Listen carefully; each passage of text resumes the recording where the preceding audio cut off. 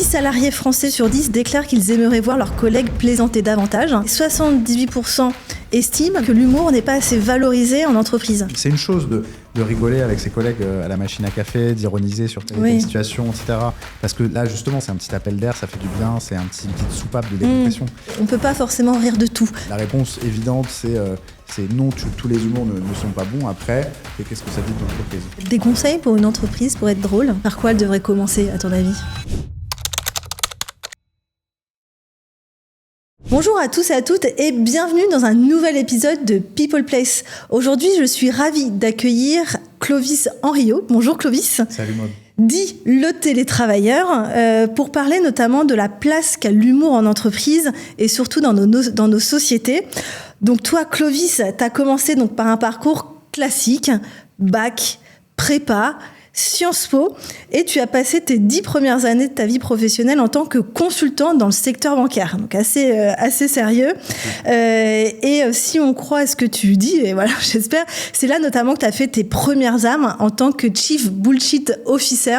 C'est comme ça que tu aimes t'appeler, notamment sur les réseaux sociaux. Et puis aujourd'hui, tu me diras, ça fait combien d'années maintenant que tu as décidé donc de bifurquer pour faire de la satire du monde du travail, pour reprendre tes mots, avec ce personnage que tu as créé, le télétravailleur. C'est ça. C'est ça. Ouais. Raconte-nous alors juste ce démarrage de carrière, donc bac, prépa, Sciences Po. Pourquoi tu as eu envie en fait de commencer ta carrière dans la banque, qui est un secteur qui est assez classique. Ouais. J'ai envie de dire assez naturellement pour l'aventure humaine. Non, ouais, c'est clairement pas pour ça. En tout cas, c'est comme ça que je m'en sors. Mais non, on va dire comme tous les gens qui savent pas vraiment ce qu'ils font, ce qu'ils veulent faire. J'ai dessiné une carrière un peu lisse, un peu rectiligne, un peu facile. Quand tu sais pas ce que tu veux faire, fais de la banque. Ok. Voilà. C'est assez classique. Et à quel moment tu as eu le déclic où tu t'es dit, bon, je me mets sur les réseaux sociaux, je deviens le télétravailleur, ce personnage humour noir, parfois, qui fait grincer des dents. C'est quoi ce déclic, ouais? Le déclic, c'est peut-être l'ennui, quoi. Ah ouais, tu t'ennuyais dans ton quotidien. Que j'ai ressenti. Je m'étais déjà ennuyé enfant, mais l'ennui quand t'es adulte, c'est pire que tout en fait, hein. Parce que ça te laisse énormément de temps en fait pour réfléchir. Et moi j'étais dans un métier et dans des fonctions où, pour le coup, on m'a donné pas mal de temps pour réfléchir. En fait, au début, c'était compliqué, c'était des sujets complexes. Il y avait une courbe d'apprentissage assez importante. Et puis, en fait, assez rapidement, tu arrives à un plateau de connaissances et tu commences gentiment à t'ennuyer. Et le déclic pour moi, c'est quand je me suis plus ennuyé que j'apprenais des choses. Parce que j'ai évidemment appris plein de choses dans mon métier et très vite j'ai appris la leçon peut-être la plus importante, c'est qu'il fallait changer de voie. Voilà. Et tu t'es pas dit change d'entreprise, change de métier, ouais. Tu t'es pas dit ça? J'ai d'abord changé d'entreprise, c'est pour ça que j'ai fait du conseil. Okay. En fait, le conseil, c'est pas mal pour les gens qui savent pas quoi faire parce que tu peux découvrir un métier que t'aimes pas un peu tous les jours. Voilà. Enfin, pas tous les jours, mais c'est des missions plus ou moins longues entre... je sais pas, ma mission la plus courte, c'était peut-être 3 semaines. Et la mission la plus longue, c'est 2 ans. Donc, en fait, ça permet de faire des petits sauts d'une entreprise à une autre, d'un sujet à un autre. Et je me suis rendu compte que, en fait, que ce soit en interne ou en conseil, c'était un peu toujours la même partition qui était en train de se jouer. Et clairement, j'étais pas très sensible, j'étais de moins en moins sensible à la mélodie qu'on nous proposait de jouer. Donc pourquoi pas changer d'entreprise? Je l'ai un peu fait. Changer de métier, je l'ai un peu moins fait. Je me suis pas réinventé, je me suis pas reconverti du tout parce que je faisais peu ou prou la même chose, c'est-à-dire voilà, après un parcours généraliste, tu peux malheureusement faire qu'un métier généraliste. Donc je faisais des choses généralistement chiantes, quoi. Et à un moment, effectivement, j'ai eu déclic, je sais pas, mais en tout cas une envie de faire autre chose, une envie de contempler une carrière, un métier, une activité professionnelle qui était plus en phase, on va dire, avec mes aspirations profondes, qui étaient de l'écriture, le jeu, la comédie et donc la satire du monde du travail. Et donc comment tu as choisi ce personnage? Comment il est arrivé vers toi? C'était quand? Est-ce que tu as commencé quand exactement le télétravailleur? En fait, j'ai commencé il y a assez longtemps. J'ai commencé en 2020-2021 en fait, pendant le Covid, où on avait tous pas mal de temps devant nous, quoi. Et j'ai fait plein de trucs. J'ai écrit, j'ai lu, j'ai fait du sport, et j'ai fait des vidéos parce que je voyais qu'il y avait c'était une tendance en fait qui avait émergé déjà aux États-Unis. Il y avait pas mal de créateurs, créatrices de contenu notamment qui commençaient à s'attaquer en fait à la thématique du travail, et j'ai trouvé que c'était un vent frais, quoi. Enfin, ça faisait souffler un vent nouveau et un vent frais sur le monde du travail. Je trouvais que moi ça me faisait du bien, et donc j'ai fait un peu pareil, quoi. Au début un peu comme un hobby, quoi, comme on fait de la poterie, de la céramique, et en fait le contenu a commencé à prendre, en tout cas la mayonnaise a commencé à prendre, et je me suis dit mince, je me mets peut-être un peu en danger en fait, parce que si mon employeur voit ça. T'étais en poste. J'étais en poste. En poste. Peut-être que s'il voit ça, il va peut-être le voir d'un assez mauvais œil. Donc j'ai arrêté en fait. Tu t'as pas essayé de négocier. J'ai fait ça n'a pas fonctionné. T'as démissionné. Pour X et Y raison. Et donc j'ai arrêté de faire des vidéos, et puis je me suis. T'as arrêté de faire les vidéos. Je me suis réinvesti, on va dire, dans mon travail. J'ai pas confronté mon manager à l'époque, mais j'ai sollicité une audience auprès de Sa Majesté managériale pour lui demander de me donner un vrai travail, quoi, parce que ça faisait 6 ou 7 ou 8 ans qu'on travaillait ensemble, et j'avais besoin vraiment là aussi d'un petit peu d'air, quoi. Pas d'une pause, mais vraiment qu'on redéfinisse un petit peu mes objectifs, où est-ce que cette carrière va, parce que pour le coup elle allait surtout dans le mur, quoi. Et je me posais un peu des questions, donc on m'a proposé comme souvent pour me calmer une augmentation, mais sans forcément agrémenter cette augmentation d'une quelconque augmentation de ma charge de travail. Donc d'un point de vue financier ça allait mieux, mais d'un point de vue psychique et mental, si tu veux, j'étais un peu au fond. Donc j'ai recommencé en fait à faire des vidéos. On s'est marié avec ma femme en août 2023, un truc comme ça. Et à la rentrée de septembre 2023, je me suis dit qu'en fait j'avais envie de tenter un peu l'aventure création de contenu autour de la thématique travail, parce que c'est ce que je connaissais de mieux, et c'est là où je me sentais en fait le plus légitime.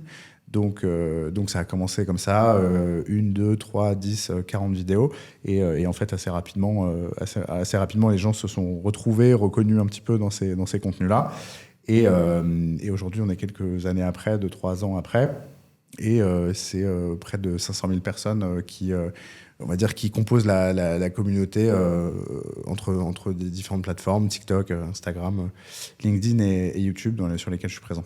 Donc en 2021, le télétravailleur, c'était ce personnage ou c'était d'autres personnages ? Non, c'était déjà ce personnage-là, espèce de cadre un peu désabusé, cynique, un peu méchant, très grinçant, très critique, mais avec un côté un peu attachant, surtout vis-à-vis des nouveaux collaborateurs. On sait qu'il a une affection, on va dire, qui a une dimension pédagogique et une certaine forme de douceur ou de tendresse en fait vis-à-vis des gens qui arrivent dans l'entreprise, parce qu'ils sont pas encore complètement défigurés ou formatés, on va dire au code et aux lois de l'entreprise qu'on embrasse, bien sûr. Ok, donc juste pour récapituler, donc 2021, le Covid, tu testes des vidéos, donc tu as quand même une appétence sur les réseaux sociaux. Tu avais déjà ressenti cette appétence pour Instagram, TikTok, pour la visibilité finalement? Alors, j'avais pas d'appétence pour la visibilité, mais j'étais consommateur de réseaux sociaux. T'étais et très consommateur, et je voyais ça d'un œil de spectateur au début. C'est-à-dire que je me disais, putain, ce serait... Une curiosité. Ouais, une curiosité, et puis une admiration aussi. Je me suis dit, tiens, ce serait chouette, quoi. Enfin, ça t'attirait. Beaucoup d'admiration pour les gens qui prenaient la parole comme ça sur les réseaux sociaux, que ce soit au premier degré, au second degré, au troisième degré, et qui construisaient, on va dire, une identité, une marque, sans que ce soit péjoratif, sur les réseaux. En tout cas, un persona sur les réseaux, et je trouvais ça chouette parce que je me suis dit, enfin au début en tant que spectateur je me disais cool parce que du coup ça me fait passer le temps, et ensuite en tant que créateur de contenu, là j'ai commencé à me poser des questions un peu différentes, bâtir une stratégie, une ligne éditoriale, une identité, un peu créer des rendez-vous, créer des habitudes, etc. Et ça a été, et c'est toujours d'ailleurs une passion en fait, c'est quelque chose que j'adore faire, et je me sens pour le coup ici vraiment à ma place. Donc tu fais une pause de 2 ans, tu reprends on va dire la vie classique, et puis en 2023 tu t'y plonges à bras le corps, et tu prends un risque, tu quittes ton emploi pour te dédier aux télétravailleurs. Très clair. Et donc ce personnage, donc le télétravailleur, déjà pourquoi tu as choisi ce nom, le télétravailleur? Je suis pas allé le chercher très loin pour le coup. Pendant le Covid, on était tous en télétravail. J'étais en télétravail, donc assez naturellement, je me suis dit le télétravailleur. Si j'avais été une femme, ça aurait été la télétravailleuse. Je suis pas allé chercher très loin. C'était pour moi, si tu veux, il y avait pas une âme de concepteur-rédacteur frustré, tu vois, qui a nourri, on va dire, cette idée-là. C'est juste vraiment, je savais, il fallait trouver un nom. De quoi j'allais parler de travail, mais on était en télétravail. Ouais, c'était assez... télétravailleur, c'était assez naturel. Et comment ce personnage, donc, tu l'as construit? Tu dis qu'il est grinçant.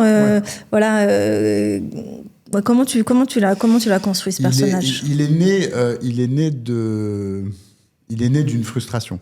Il est né de ma frustration de salarié. C'est pas vraiment un rôle de composition, je suis pas allé chercher très loin ce personnage. C'est moi multiplié par 100, quoi. Donc c'est un personnage qui se nourrit des frustrations du salarié que j'étais. Mais je voulais que ce personnage soit juste. C'est-à-dire qu'il soit il est caricatural, mais je voulais lui donner... Il est agaçant parfois, Il est agaçant, il est très agacé, en fait. Il est aigri. En fait, il a le défaut de son... Enfin, je veux dire, ses défauts sont motivés par son environnement. Sont motivés par les gens avec qui il travaille, les interactions qu'il a, la vacuité des sujets sur lesquels il doit travailler. En fait, il est construit, il s'est construit sur la base de sa relation au monde, et son monde, c'est l'entreprise. Donc, il est le pur produit de son environnement. Ok, j'adore. Et donc, via ce personnage, donc le télétravailleur, c'est quelle vision du monde finalement et de la société que tu avais envie de partager, toi, Clovis? Alors, vision du monde, je sais pas, mais en tout cas, c'est surtout un rapport au travail. C'est pas le monde... Pour toi, c'était pour dénoncer des pratiques... Non, d'abord, c'était pour rire. D'abord, si tu veux, c'était pour prendre un peu de hauteur de vue sur le quotidien des employés au travail. Voilà. Parce que, en fait, il y a des grands poncifs ou des grandes thématiques qui nous rassemblent tous. La vie personnelle, enfin, notre vie de famille, notre vie amicale, notre vie sociale, quoi, et notre vie productive. Voilà, c'est les 2 grands sujets. Ensuite, il y a la spiritualité qui est un autre sujet et qui n'est pas... qui est un sujet que je traite pas. Et donc l'idée, il y a beaucoup d'humoristes ou de créateurs de contenu qui documentent un petit peu ou qui proposent une vision de ce qu'est la vie personnelle. Voilà. Notre rapport au dating, notre rapport au couple, à la famille, notre rapport aux vacances, je sais pas, les relations avec la belle famille, etc. Bref.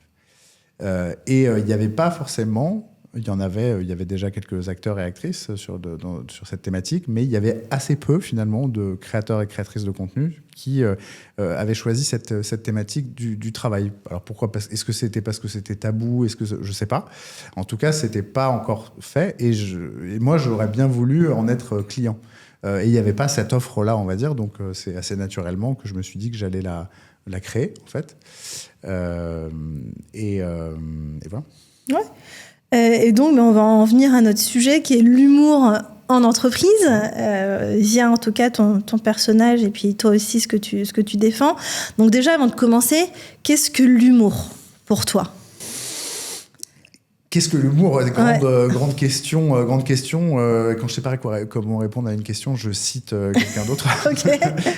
Non, mais j'aime beaucoup cette phrase de Pierre Desproges qui dit que l'humour est la politesse du désespoir. Voilà, je trouve que c'est une jolie phrase. C'est évidemment, elle vient de quelqu'un qui était éminemment dépressif, qui luttait contre la maladie, le cancer pour pas le nommer, donc qui avait une noirceur, mais qui a justement utilisé l'humour et qui a dédié sa vie à rire et faire rire autour de sujets qui étaient quand même pas forcément simples. L'humour, c'est ce qui nous reste, c'est ce qui pour moi, hein, c'est ce qui nous sépare un petit peu de la barbarie, tu vois, ou c'est ce qui nous sépare d'une certaine forme de maladresse existentielle.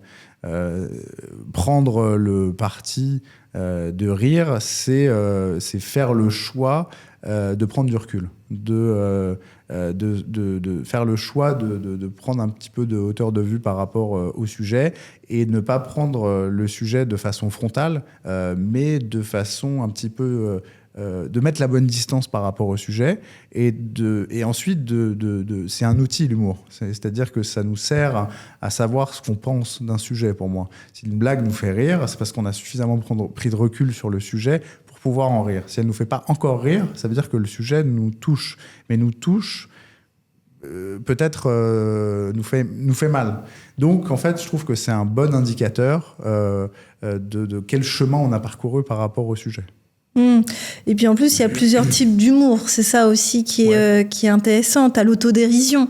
Tu as l'humour sarcastique que tu utilises, toi, beaucoup. Tu as l'absurde, l'humour noir. Et donc c'est vrai que chacun et chacune a un style d'humour particulier. C'est clair. Et certains nous parlent et certains ne nous parlent pas. Toi, c'est quoi ton type d'humour, par exemple ? Moi, j'adore l'absurde.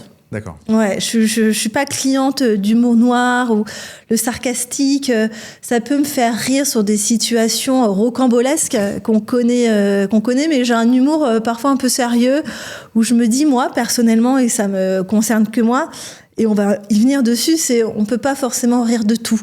Et voilà. Et après, peut-être que ça, en effet, c'est le reflet de certains sujets où peut-être j'ai pas assez avancé moi dans sa réflexion, comme tu me dis, tu le dis très bien, et donc j'arrive pas à en rire, tu vois. Okay. Ouais. Et toi ? Toi, c'est le sarcastique. Non, mais moi, j'aime l'humour. C'est con, hein, mais pour moi, il y a deux types d'humour. Il y a l'humour de tête et l'humour de corps. Moi, je peux être très client d'un humour de tête, un truc qui te flatte un peu l'intelligence. Tu dis, j'y avais pensé. Il est. Et en fait, en rigolant à la blague, tu es dans un espèce de cycle d'autofellation intellectuelle en disant putain, qu'est-ce que je suis en fait intelligent parce que j'ai compris ce que l'autre voulait dire. On a vu ça de la même manière, donc il y a un truc assez. Il y a un lien très fort. Il y a un lien très fort que tu crées. En tant que créateur de contenu, humoriste, bref, blagueur, avec ton audience quand tu as réussi à la mettre sur le même rail de réflexion. Donc ça, moi, je trouve ça toujours très, très cool d'avoir pu connecter avec quelqu'un qui nous fait une blague, parce que ça veut dire que, je sais pas, il y a un lien qui s'est créé, quoi, et pour moi, c'est assez magique. Et ensuite, il y a l'humour de corps, celui qui te prend un petit peu par surprise, où c'est tellement soit absurde, c'est tellement exagéré, la comparaison est tellement fine, ou elle est tellement grossière que voilà. Ou alors c'est surprenant, tu vois. Voilà, le gars ou la nana, elle tape là où tu l'attendais pas du tout. Donc là aussi, je peux être très client, mais pour ne citer que ouais, un des proches pour lui rendre hommage. Je suis allé voir Louis C.K. Au Grand Rex, là, très client aussi, un Bill Burr. En fait, j'aime l'humour. Moi, j'aime l'humour gentil. J'aime l'humour gentil qui se fait pas où on rit avec, en fait, et on rit de soi. Voilà. Moi, l'autodérision, c'est un truc. Tu veux me faire marrer, un peu d'autodérision, tu vas m'avoir. Et très client d'humour noir, parce que j'estime que si j'arrive pas à rire de quelque chose de sérieux, bah, ça me donne un bon indicateur de ce qui me reste à accomplir en termes de travail sur moi. Et puis il y a des études médicales qui montrent que le rire est associé donc à une réduction significative du cortisol, donc l'hormone du stress, par rapport aux activités habituelles. Donc le rire est aussi une forme de thérapie naturelle qui nous fait du bien et qui améliore aussi son bien-être global. Et on le sent quand on rit, qu'on a des fous rires, mais on se sent tellement bien après. Et c'est fou, en fait. Et donc, pour toi, dans l'entreprise, est-ce que tous les humours sont bons ? On a parlé, voilà, de l'autodérision, du sarcastique, de l'humour noir. Tu nous parles le rire comme une arme, entre guillemets, comme un outil pour pourquoi pas désamorcer des situations complexes, compliquées en entreprise. Mais est-ce que tous les humours sont bons ? C'est une bonne question. La réponse est évidemment subjective. Moi, je pense qu'il y a des sujets un peu touchy sur lesquels il est compliqué d'aller en entreprise, parce qu'en fait, l'entreprise, c'est un peu une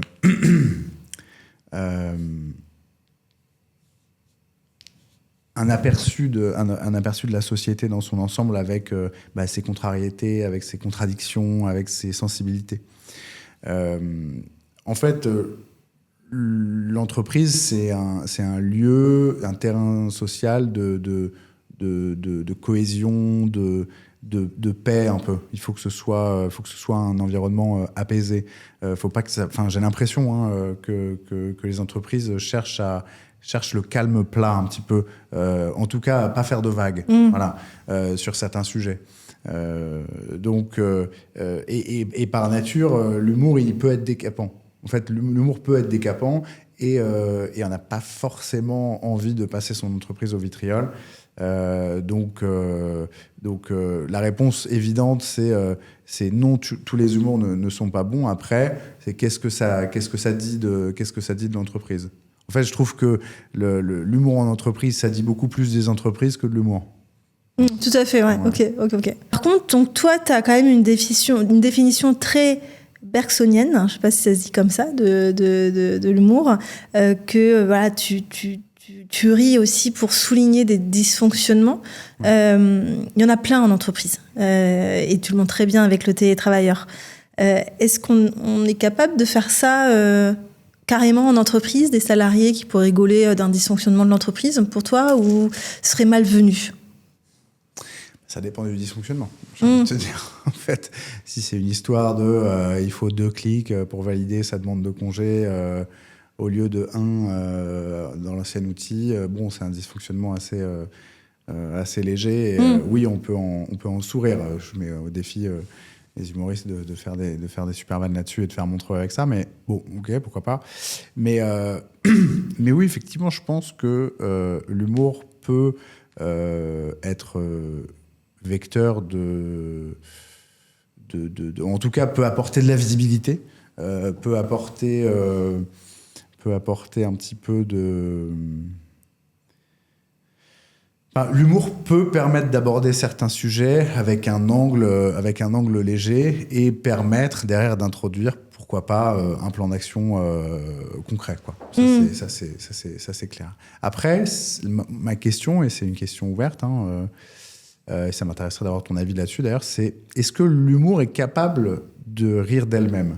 Ou alors, parce que c'est un peu ça le sujet. Moi, je vois quand les entreprises m'appellent ou me sollicitent, ils me sollicitent parce que je suis à l'extérieur de l'entreprise. Et à chaque fois, pas la question que je leur pose, parce que je leur pose jamais, mais la question qui se pose, c'est pourquoi il n'y a pas la compétence en interne. Et en fait, c'est pas une question de je pense, la réponse, je pense, c'est pas une question de compétence en interne. Je pense qu'il y a plein de gens très drôles en entreprise, mais je ne sais pas si l'entreprise et les collaborateurs d'une entreprise peuvent jouer ce rôle-là. Le rôle pas d'imprécateur, mais le rôle d'observateur, de sociologue ou d'anthropologue ou d'humoriste, en fait. Pour dire, regardez, haha, nos process. Ou la direction. Haha, le plan strat. Haha, les décisions absurdes qu'on a prises dans le couloir. Ce serait pas assez sérieux pour toi, à ton avis ? C'est pas que ce serait pas sérieux, c'est que ce serait très malvenu parce que 50% du job, de n'importe quel job, c'est de croire au job, je trouve. Moi, si j'ai quitté l'entreprise, c'est parce qu'on me demandait beaucoup plus de croire à ce que je faisais qu'à vraiment faire ce que je devais faire. Et recourir à l'humour, je sais pas si c'est très bienvenu en fait. Je sais pas si le fait que des collaborateurs puissent prendre du recul publiquement, de façon officielle, de façon institutionnelle. C'est une chose de rigoler avec ses collègues à la machine à café, d'ironiser sur telle situation, etc. Parce que là, justement, c'est un petit appel d'air, ça fait du bien, c'est une petite soupape de décompression. Faire ça pendant la plénière stratégique devant tout le CODIR avec 2500 personnes qui te regardent en hybride, sur Teams et en présentiel, là, je sais pas, j'ai un peu plus de réserve. Finalement, l'humour pourrait être genre un rituel ou une valeur de l'entreprise si elle est vraiment bien explicitée Je sais pas si l'humour est une valeur, mais en tout cas, ça peut être un outil. Moi, je vois, j'ai quelques exemples dans ma carrière de gens drôles en entreprise, en réunion. C'est toujours en fait après il y a une question de dosage, c'est-à-dire que tu vois, sur 1 heure de réunion, s'il y a 2 vannes, bon, ça passe, mais sur une réunion d'1 heure où il y a 40 vannes, en fait on est quand même là pour travailler, on n'est pas là que pour se marrer, tu vois. Et d'ailleurs, c'est jamais le manager qui fait les vannes. C'est toujours le manager qui permet au trublion de la bande de faire sa vanne parce que ça détend l'atmosphère. Donc, c'est un outil que les managers ont bien en tête, mais c'est pas à eux de le manier. C'est plutôt à eux de permettre que cet outil-là soit manié par les bonnes personnes. Et j'ai envie de te dire, l'humour est peut-être même une compétence. Parce que tu peux avoir... Et ça, c'est la perception de chacun, mais un humour hyper positif ou un humour un peu potache, un peu grossier, un peu lourdeau, comme on peut le voir en entreprise. Mais c'est bizarre que ce soit l'humour bigard, quoi. Enfin, l'humour un peu rentre-dedans, quoi, qui soit l'humour le plus répandu en entreprise. C'est toujours la blague un peu lourde. Un peu grasse. Un peu grasse, tu vois. Et c'est marrant que ce soit cet humour-là qui soit le plus connu en entreprise. Parce que souvent, quand on rit à ces vannes, c'est en mode il est con celui-là, tu vois. Ça peut te mettre hyper mal à l'aise aussi. Ou ça me met hyper mal à l'aise. Non, mais il est con dans le sens, il a encore dérapé, tu vois. Il a encore dérapé, on le connaît pour déraper. Et en fait, il y a ce truc-là je trouve que parfois, c'est souvent l'humour est souvent mal utilisé, mal employé, parce qu'il permet de faire perdurer des comportements un petit peu douteux, un petit peu problématiques, tu vois, un petit peu des comportements qu'on n'aimerait plus voir en entreprise. Je pense à la blague sexiste, à la blague un peu salace, ou alors autre chose, un humour qui met très mal à l'aise. Je sais pas quoi, il y a un événement dans l'actualité où il y a clairement 2 camps, tu vois, c'est soit Israël-Palestine, soit gauche-droite, soit homme-femme, soit etc. Et donc là, il y en a un qui va prendre qui va prendre parti. En fait, l'humour, quand il devient politique aussi, et qui devient clivant, je trouve, il a pas sa place en entreprise. Il a besoin de personnes pour exister. Mais je trouve que l'humour en entreprise, pour être acceptable, faut pas qu'il soit polarisant. Faut qu'il soit un peu consensuel. Donc c'est très difficile de faire des bonnes blagues consensuelles. Mais je trouve que c'est un beau défi. Mais c'est aussi une compétence, tu vois, de faire de l'humour. C'est devenu mon métier. Oui, toi, c'est devenu carrément ton métier. Ouais. Et juste, j'ai trouvé une étude, ce qui est pour enrichir en tout cas notre discussion, c'est que tu vois, 6 salariés français sur 10 déclarent qu'ils aimeraient voir leurs collègues plaisanter davantage. Donc c'est hyper intéressant. Et 78% estiment, donc d'entre eux, que l'humour n'est pas assez valorisé en entreprise. C'était un sondage LinkedIn, notamment en 2022. Donc, il y a quand même une envie aussi, tu vois, des salariés à intégrer l'humour en entreprise. Ouais. Plus de légèreté, finalement. Ouais. Ça m'étonne pas. Et moi, dans ma carrière et dans la tienne aussi, j'imagine que tu as fait ces mêmes constats. On aurait envie de se marrer un peu plus. Ouais, ça, c'est clair.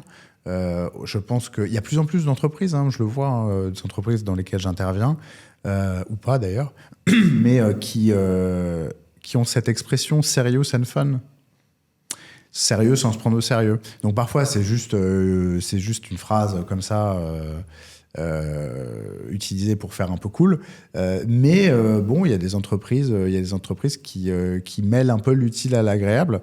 Et je pense que il fait mieux vivre dans ces entreprises-là que dans des entreprises où très aride, très normé, très normé, très procédural, etc. Ouais, c'est clair. Et toi, où est-ce que tu poses la limite entre un humour sain et un humour qui devient toxique, en fait? En entreprise, ouais. En entreprise, mais de manière générale, après, je parle d'un point de vue personnel. Moi, j'aime rire avec. J'aime pas rire d'eux. Et il y a un mécanisme un peu classique en blague, dans la blagologie, quoi. On dit always punch up, never punch down. Donc always punch up, c'est-à-dire on va se rire des puissants, on va se rire d'un système, on va se rire du fort. On va pas rire du faible. Voilà. Par exemple, une culture humoristique corporate toxique, c'est quand le codir passe son temps à se foutre de la gueule de ses opérationnels. Oh là là, mais disons... Il est bête celui-là. Mais ça se voit qu'il n'a pas fait telle école, telle étude. Ah bah ça se passait pas comme ça à l'X, moi je peux le dire, tu vois, en mode... on va lui demander une augmentation, mais qu'est-ce qu'il va en faire? Tu vois, j'en sais rien, mais tu vois, cette espèce de culture de la vanne qui peut y avoir dans certains groupes de potes, un peu dur, un peu élitiste, un peu élitiste. Ouais, élitiste et méchant aussi. Il y a un truc un peu méchant, et c'est évidemment quand le management se fout de la gueule de ses collaborateurs. Tu peux être sûr que là alors c'est sans doute très drôle, mais ça fait exister. Ça participe à une culture d'entreprise, à mon avis, assez toxique. Et à contrario, une culture saine, c'est un manager qui arrive à prendre la vanne, qui arrive à supporter la critique, qui justement sait faire preuve d'autodérision. Pour moi, un bon manager, il a sans doute plein de qualités à avoir, évidemment, autres que celle-là, mais l'autodérision, pour moi, c'est une vraie bonne qualité managériale, ou même de dirigeant. Rire de ses contradictions. Rire de ses problèmes, rire de ses bêtises, rire de ses décisions. Moi, je me rêve une keynote, pas une keynote, tu vois, mais je me rêve une présentation des résultats annuels c'est catastrophique, les résultats. On a perdu 25% de part de marché. On a fait un plan social, on a dû virer 800 personnes. On va se faire racheter. Il y a une de nos filiales qui est en redressement judiciaire. Tu vois, une situation pourrie, merdique. Et là, au lieu de se balancer des grands éléments de langage avec une task force comme interne, un cabinet externe pour dire oui, soit je gagne, soit j'apprends. Et c'est vrai que cette année, on a beaucoup appris. Je sais pas, tu vois, une espèce de douche d'authenticité en mode on a fait de la merde en fait cette année. En fait, ce trimestre, je sais pas, on a pris que des mauvaises décisions. Tu vois, en fait, c'est pas drôle, mais tu vois ce que je veux dire. Alors, je sais pas si c'est possible. Moi, franchement, pour des groupes cotés en bourse, où, tu vois, chaque virgule compte et fait varier à la hausse ou à la baisse le cours de l'action. Bon, oui, c'est compliqué parce qu'il y a des vrais enjeux business derrière et tout, mais Mais j'aimerais voir un peu les anticipations de marché d'une boîte cotée au CAC 40 qui fait le pari de l'authenticité pour justifier des mauvais résultats.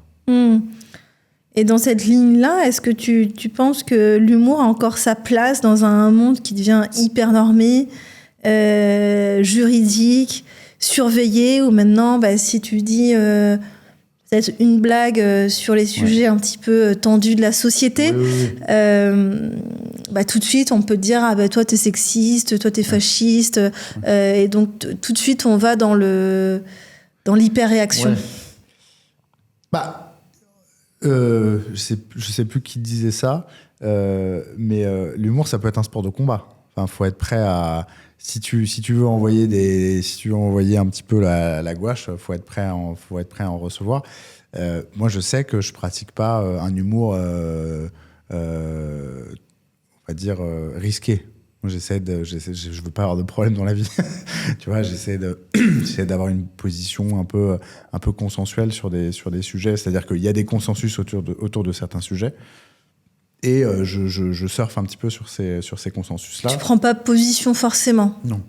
Non. Je m'y risquerai pas parce que j'ai pas le cardio. Franchement, j'ai pas le cardio. Je vois des collègues, entre guillemets, humoristes, créateurs de contenu qui vont vraiment tous azimuts, qui ne s'embarrassent pas de morale, ou enfin de ce que d'aucuns appellent la morale, ou l'éthique, mais et ils tirent à boulet rouge sur tout et tout ce qui se passe, toutes les communautés, tous les sujets, etc. J'ai une admiration sans borne pour ces artistes-là, mais quel cardio, quoi, quelle endurance,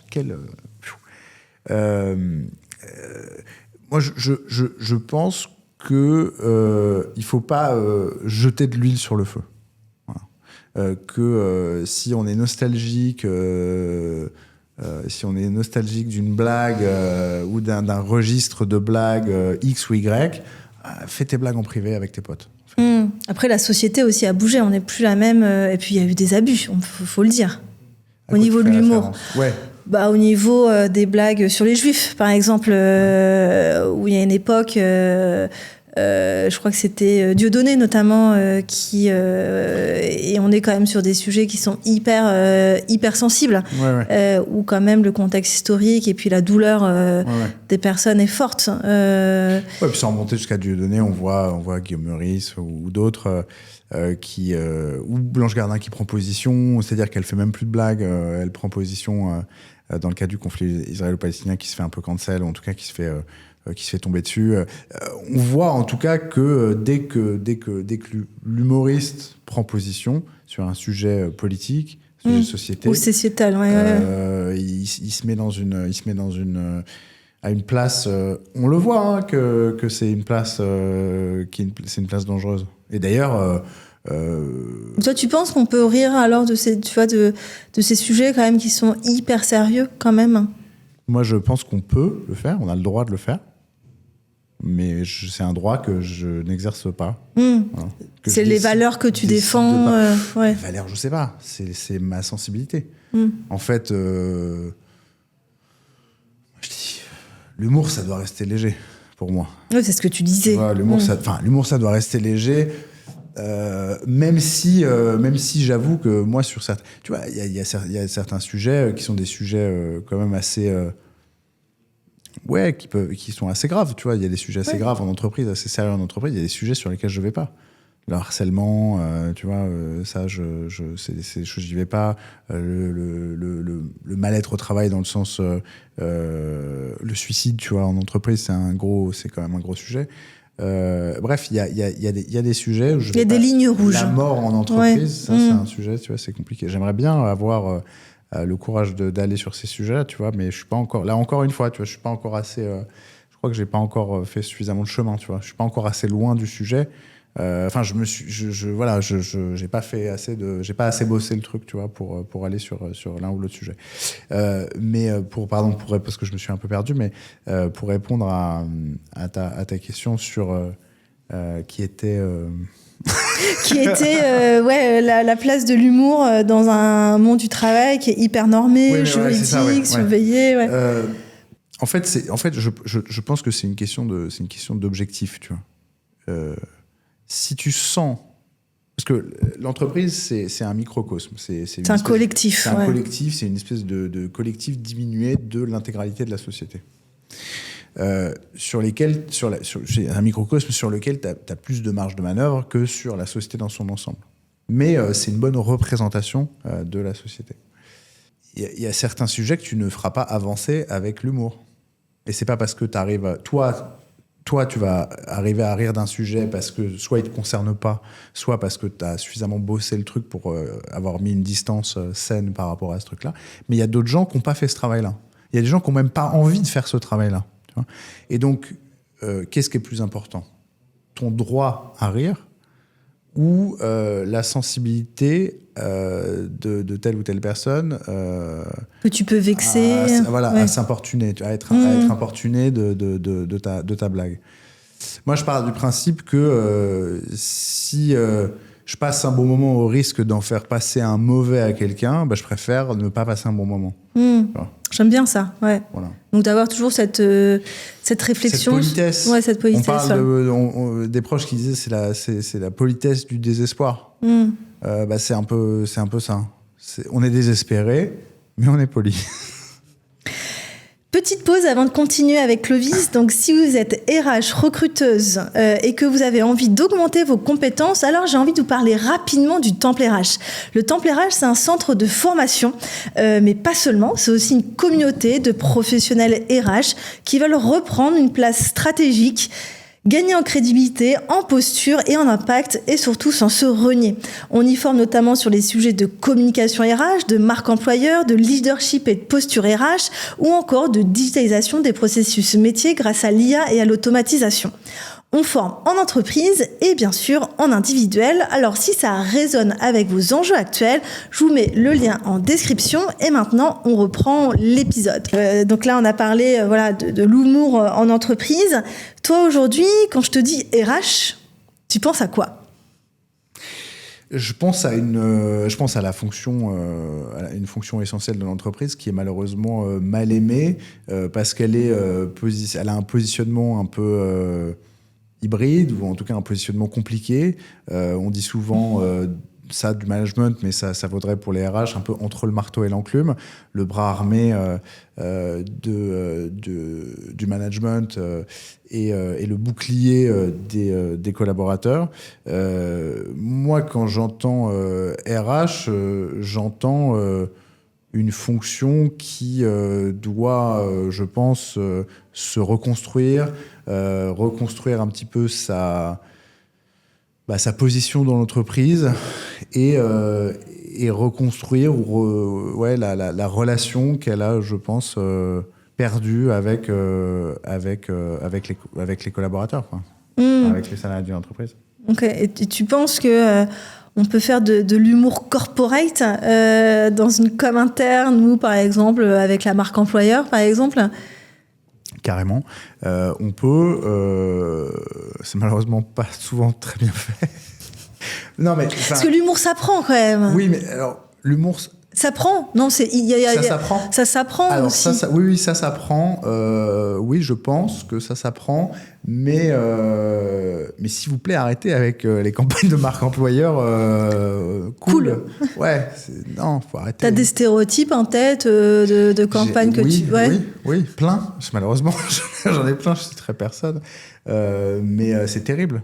C'est assez terrible ce que je vois.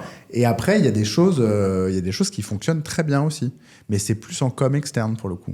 Moi, je vois des entreprises qui font le choix d'une DA un peu légère, un peu humoristique. Je pense à Duolingo. Je pense à Burger King. Ou je pense à des marques. Il y avait Boku aussi. Oui. Les Big Day, ils avaient fait ce choix-là, assumer. Léger, sympa, un peu, voilà. Mais ça, c'est en com, en pub, quoi.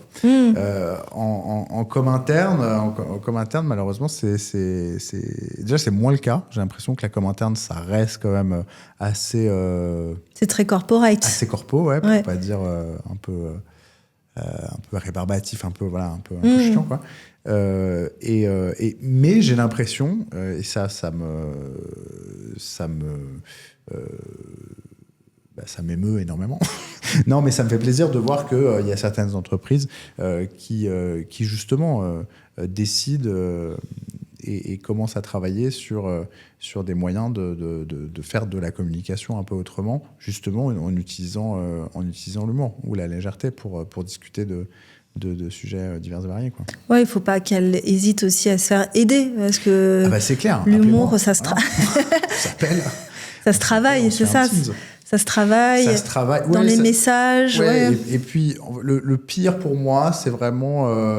l'humour ne doit pas être un moyen de se racheter une virginité, si tu me permets l'expression. En fait, s'il y a des... C'est pas en faisant intervenir un humoriste pour qu'il vienne faire son show pendant 1 heure qu'on va moins voir le fait que tu fermes 200 boutiques et donc que tu vires 400 personnes sur l'année. Ça va pas enlever le fait que deux de tes managers soient au prud'homme pour des affaires sordides de harcèlement moral. En fait, voilà, ça vient accompagner une organisation vertueuse. En fait, quand c'est bien fait, c'est pas forcé, tu vois. C'est authentique. Et en fait, les moyens que tu as de communiquer sur comment ta proposition de service elle est cohérente, ou comment tu veux recruter des gens. Si tu as vraiment des éléments dont tu es fier en tant qu'employeur, ta communication interne et ta marque employeur, ça va naturellement rejaillir, si tu veux. Tu vas pas avoir à forcer quoi que ce soit. Donc oui, l'humour dans la com interne, avec grand plaisir. C'est possible. C'est possible carrément, mais pour moi, c'est la cerise sur le gâteau. Mais c'est pas du tout. Faut que ça soit bien fait, au risque d'être ridicule. Comme tu disais, si c'est pas incarné et genre on fait une newsletter avec des blagues, les salariés vont se dire waouh, qu'est-ce qui se passe ? Faut que ça soit quand même. J'ai envie au risque de me répéter, vraiment, la cerise sur le gâteau, c'est-à-dire que c'est le gâteau l'essentiel.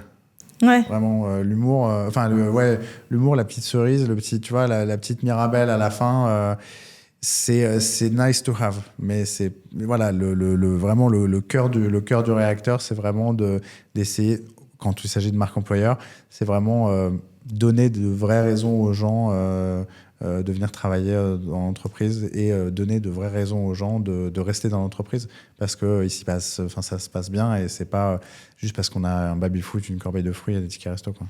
Ouais, d'accord. Des conseils pour une entreprise pour être drôle ? Par quoi elle devrait commencer, à ton avis ? Avoir des produits un petit peu déjà, tu vois, je sais pas, t'es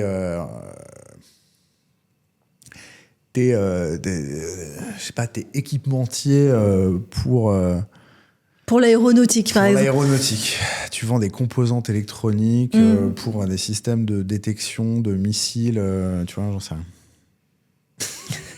Waouh. Non, mais ça va être chaud de faire des vannes. Ouais, mais si tu prends pas forcément le produit, mais si tu prends peut-être un sujet autour d'une valeur de l'entreprise, ou j'en sais rien, de la vision. Non, pour toi, c'est quand même délicat. Il faut que ça soit quand même en rapport avec ton secteur d'activité. Ça n'existe pas. À ce stade, je connais pas d'entreprise qui. Bon, on en a parlé. Il y a des entreprises qui font le pari de la légèreté, de l'humour pour communiquer sur leur marque. Mais déjà, c'est assez rare. Comment, tu vois, franchement, la question de comment être drôle, elle est très compliquée. Déjà, si tu me demandes, moi, Maud, comment est-ce que je peux faire pour être drôle, c'est déjà tout un sujet. Et comment on va faire pour te rendre drôle? Tu l'es déjà, évidemment. On s'est d'ailleurs beaucoup marré.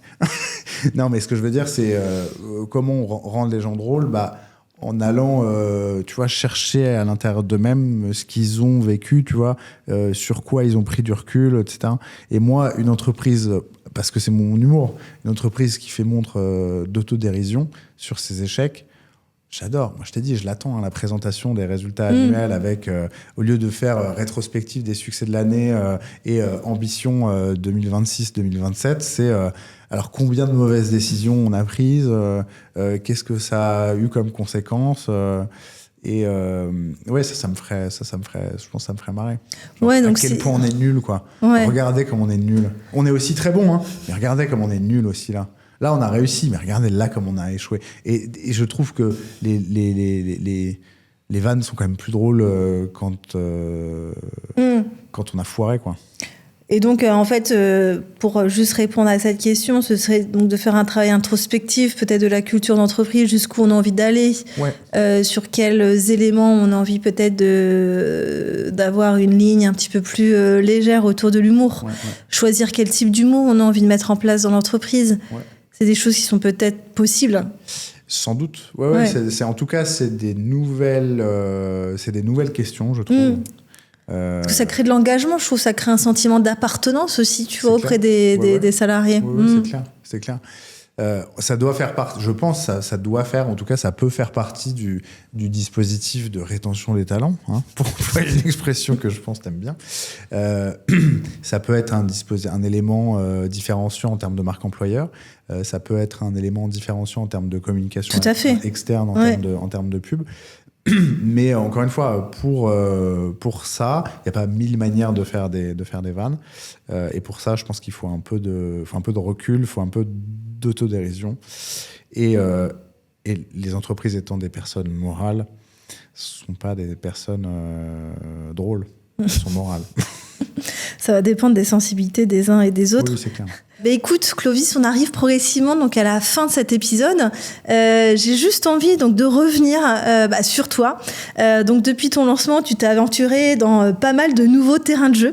Notamment, tu as ouvert ta boutique en ligne où on peut acheter notamment des produits dérivés comme le mug du télétravailleur.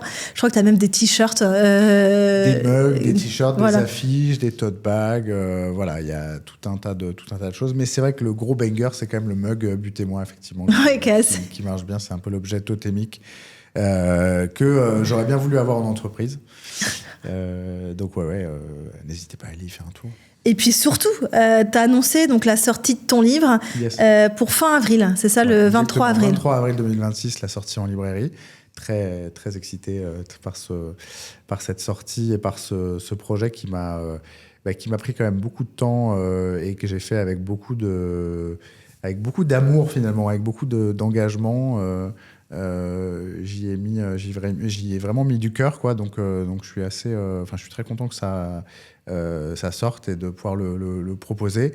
Donc c'est un livre un livre intitulé Bien cordialement dans ta gueule.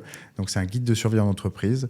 Donc c'est le récit d'un salarié qui va devenir désabusé, qui va devenir aigri. En fait, c'est un peu le spin-off, pas le spin-off du tout, les origines du personnage du télétravailleur, mais en version guide de survie en entreprise. Ça sera illustré, j'imagine, un petit peu Non, pas vraiment. Il y a quelques graphiques, quelques désencadrés, des éléments un peu méthodologiques.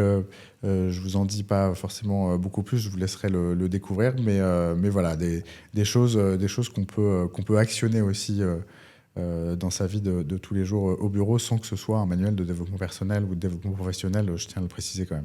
Ok. Bon, écoute, j'ai hâte de lire ton livre. Et puis, tu fais aussi du stand-up. Tu interviens aussi dans les entreprises pour rire. C'est ça. Voilà. Est-ce que tu veux en dire deux mots sur... Deux mots, oui. Je propose des conférences en entreprise, effectivement. Donc, un moment de respiration pour les entreprises qui vient se nicher, se loger dans en général des grands événements, des grandes figures imposées de la vie en entreprise que peuvent être les plénières stratégiques, les séminaires ou les réunions d'intégration, etc. Et donc je le propose de façon personnalisable, c'est-à-dire qu'il s'adapte aussi au contexte et aux enjeux de l'entreprise, et ça fonctionne bien, c'est sympa. Top. Bon, bravo en tout cas pour tout ce que tu fais. Merci beaucoup. Maud. Et puis merci en tout cas d'être passé nous voir. Et puis on se dit à très vite. Merci pour ton invitation. Merci Maud.